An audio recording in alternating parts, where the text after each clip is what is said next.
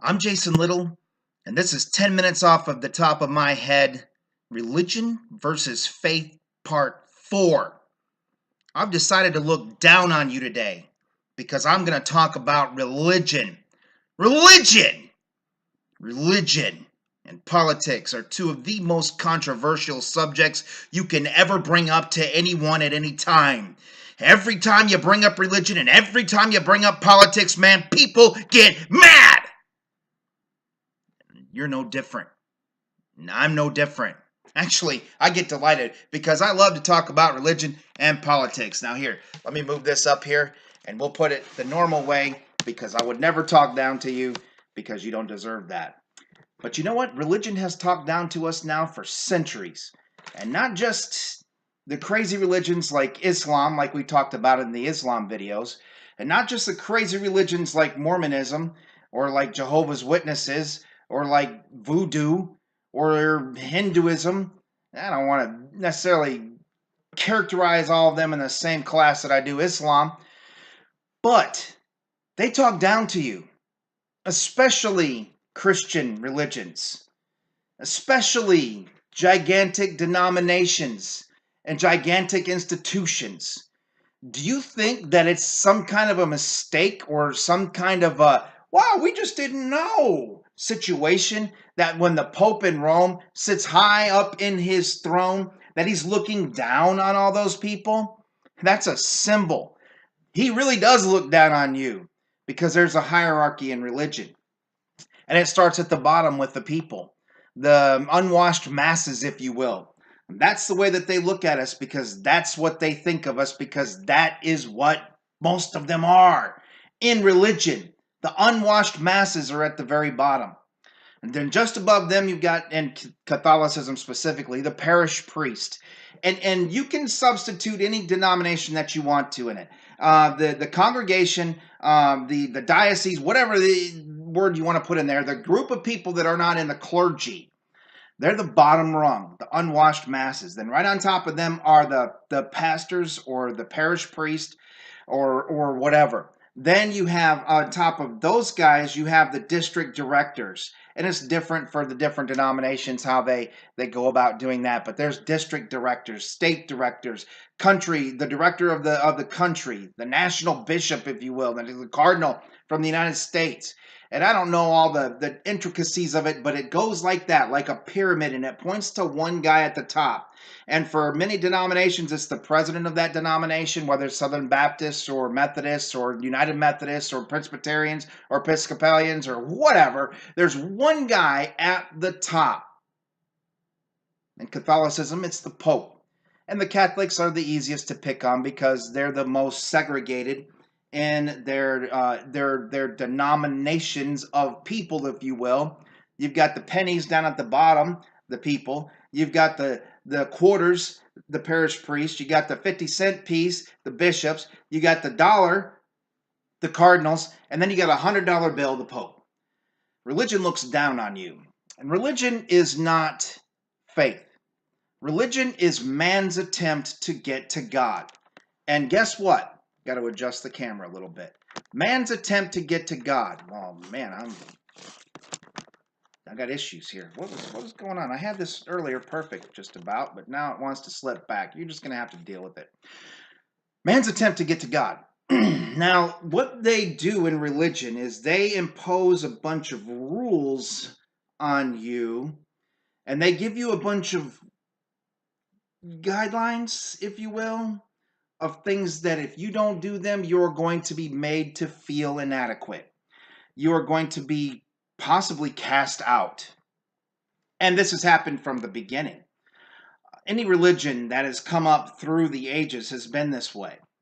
They want to impose rules on you and make you do things that you may not necessarily agree with, but if you don't do them, you're not going to heaven. It's not the truth. It's not factual. It's not right. In fact, it's downright criminal. Why would they do this to you? There's also another principle that you find across all religions, and that is the idea that they want to keep some things secret. Information that you are not allowed to know. Information that if you knew it would make you on equal level playing field with them. And they don't want that. And so we see things that happen in popular culture that give us pause. We see things that go on that make us say, wow, that was blasphemous, or wow, that was disgusting, or wow, they're not right. One of the biggest violators of this, or one of the biggest users of this type of media, are the modern day cartoons for adults that we see, like The Simpsons, Family Guy. I think there's one out there called Bob's Burgers. I've never watched it, but I'm sure it's the same way. The Cleveland Show, which I think was out a few years ago. But one of the biggest violators, or one of the biggest perpetrators of this type of thing, I think, that I've seen in a long time, is Family Guy. Family Guy is a completely irreverent show. South Park's another one.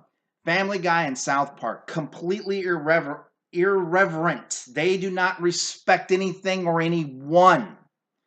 And oftentimes, it seems like they're being blasphemous.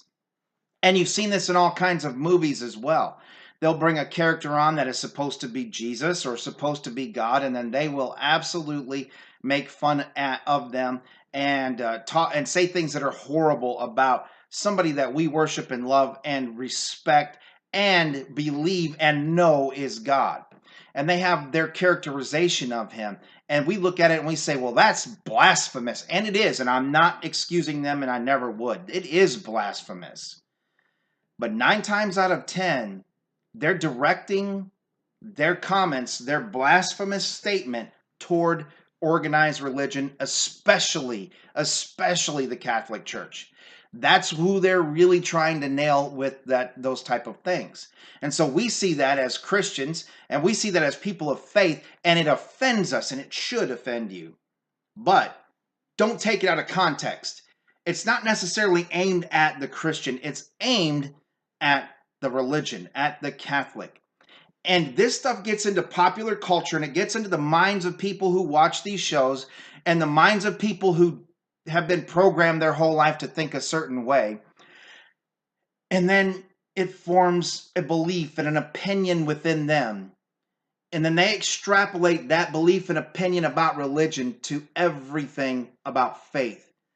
And what's happened nowadays is we've got 2 major camps, 2 major armies out there. We have the Christians and we have the atheists, and they're constantly fighting each other. Have you ever seen atheists comment on Facebook or on YouTube? And I don't do Twitter too much, but I'm sure they're on there as well. It's amazing to me. You could be watching a video, and I promise you this is true. Look it up. I'm sure it's out there. I haven't seen it for myself, but I'm sure it's out there. You could be watching a video of a snail crawling across the concrete, and some atheist will get on there and say, God doesn't exist. You could watch a video of someone digging a hole, and the atheist will get on there and say, see, God doesn't exist. A lot of times atheists are lashing out against religion because they don't like religion. They're lashing out against the institutions and the churches that we've talked about already. They're lashing out against those because they don't like them, and they don't like the rules, and they don't like the regulations, and they go through their life hating religion and being against God and not believing in God because they've never been confronted with faith. They don't understand it. They've never tried. They read the Bible in light of what they're told by the religions, if they read the Bible at all. And they formulate their opinions off of that, and they close their ears, and they shut their eyes, and they refuse to listen to reason and logic. And they say silly things like, oh, you believe in the big man in the sky.